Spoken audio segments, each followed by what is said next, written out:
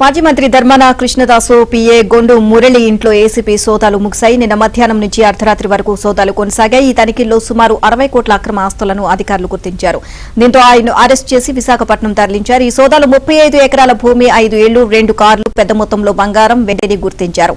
ఆస్తి పత్రాలను స్వాధీనం చేసుకున్నారు.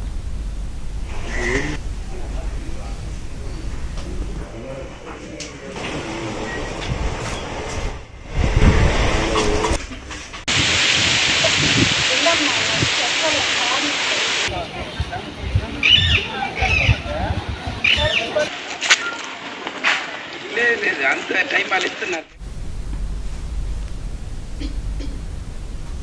మాజీ మంత్రి ధర్మాన కృష్ణదాసు పిఏ గొండు మురళి ఇంట్లో ఏసీబీ సోదాలు ముగిశాయి. నిన్న మధ్యాహ్నం నుంచి అర్ధరాత్రి వరకు సోదాలు కొనసాగాయి. తనిఖీల్లో దాదాపుగా 60 కోట్ల అక్రమ సంపాదన ఉన్నట్లుగా గుర్తించారు. దీనికి సంబంధించి పత్రాలను కూడా స్వాధీనం చేసుకోవడం జరిగింది. ఓవరాల్ ఇదే అంశానికి సంబంధించి మరిన్ని అప్డేట్స్ మాకు కరెస్పాండెంట్ రమేష్ నాయుడు తెలుసుకుందాం. రమేష్, మాజీ మంత్రి ధర్మాన కృష్ణదాసు పిఏ ఇంట్లో సోదాలు జరిగినట్లుగా తెలుస్తుంది, అక్రమాస్తులను గుర్తించినట్లుగా తెలుస్తుంది. ఓవరాల్ అప్డేట్స్ ఏంటి సంబంధించి?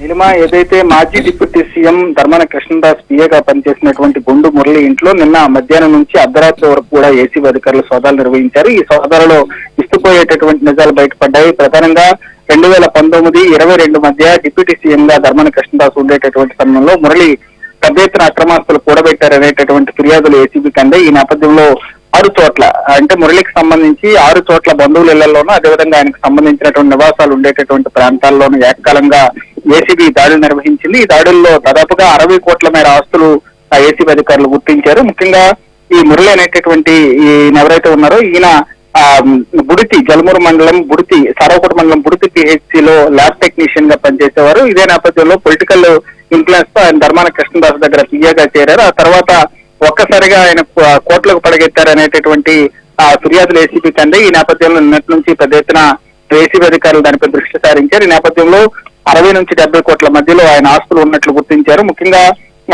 ఏదైతే ఈయన నివాసం ఉంటున్నటువంటి జల్మూరు మండలం లింగనాయుడుపేటలోని, అదేవిధంగా అరవకోట మండలం బుడితి పిహెచ్సిలో పనిచేస్తున్నారు కాబట్టి అక్కడ, దాంతో పాటుగా విశాఖపట్నం, శ్రీకాకుళం, అదేవిధంగా ఆయన అత్తవారి ఊరైనటువంటి కోటబొమ్మల మండలంలోనూ మొత్తం 5 చోట్ల ఏసీబీ అధికారులు భారీగా తనిఖీలు చేశారు. ఈ నేపథ్యంలో పెద్ద ఎత్తున భూములకు సంబంధించినటువంటి పత్రాలు, అదేవిధంగా బంగారు ఆభరణాలు స్వాధీనం చేసుకోవడం జరిగింది. ముఖ్యంగా విశాఖపట్నంలో కూడా భారీ ఎత్తున ఈయన ప్లాట్స్ కొన్నారనేటటువంటిది కూడా ఏసీబీ అధికారుల విచారణలో తేలింది. ఈ నేపథ్యంలో మొత్తం కూడా ఆయనను నిన్న అర్ధరాత్రి అరెస్ట్ చేసి విశాఖపట్నంలోని ఏసీబీ న్యాయమూర్తి ముందు హాజరుపరిచారు. మొత్తం ఈయనకి సంబంధించినటువంటి ఆస్తుల వివరాలు చూస్తే కోటబొమ్మాల మండలం దంతగ్రామంలో ఆయన ప్రస్తుతం నివాసం ఉంటున్నారు. అక్కడ పెద్ద ఎత్తున దీనికి సంబంధించినటువంటి ఆస్తి పత్రాలు, అదేవిధంగా విలువైనటువంటి డాక్యుమెంట్లను స్వాధీనం చేసుకున్నారు. శ్రీకాకుళం జిల్లాలో 15 ఎకరాల 47 సెంట్ల వ్యవసాయ భూమి, అదేవిధంగా మరో 6 ఎకరాల 5 సెంట్ల మెట్టు భూమిని ఉన్నట్లు ఏసీబీ అధికారులు గుర్తించారు. అదేవిధంగా ఇంట్లో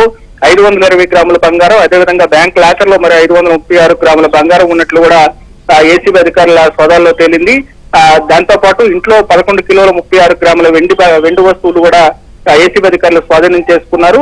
బ్యాంక్ ఖాతాలో ఉండేటటువంటి 43,223 రూపాయల నగదు, అదేవిధంగా ఒక కారు, అదేవిధంగా మోటార్ సైకిల్, ఇవన్నీ కూడా ఆయన పిఏగా చేరిన తర్వాత అక్రమంగా సంపాదించారు అనేటటువంటి ఫిర్యాదుల నేపథ్యంలోనే ఏసీబీ అధికారులు వీటిపైన సోదాలు చేశారు. మొత్తానికైతే మొదటి నుంచి కూడా మురళి పైన కొన్ని విమర్శలు ఉన్నాయి. ఒక చిరుద్యోగిగా ప్రభుత్వ ఉద్యోగ జాయిన్ అయినటువంటి మురళి అనతి కాలంలోనే కోట్లకు పడగెత్తారు అనేటటువంటి విమర్శలు ఉన్నాయి. చాలా సార్లు ఫిర్యాదులు చేసినప్పటికీ కూడా అధికారులు, అప్పట్లో వైసీపీ ప్రభుత్వం అధికారంలో ఉండేటటువంటి నేపథ్యంలో మురళిపైన చర్యలు తీసుకోలేదు. అయితే కూటమి ప్రభుత్వం వచ్చిన తర్వాత ఏసీబీ అధికారులకు వచ్చినటువంటి ఫిర్యాదులపైన పెద్ద ఎత్తున దృష్టి సారించి ఇదే నేపథ్యంలో మొత్తం కూడా మురళికి సంబంధించినటువంటి ఆస్తులపైన దృష్టి సారించి వాటన్నింటినీ కూడా నిన్న స్వాధీనం చేసుకుని ఆయన్ను ప్రస్తుతం అయితే రిమాండ్కు పంపించినటువంటి పరిస్థితి ఉంది. Thank you Ramesh.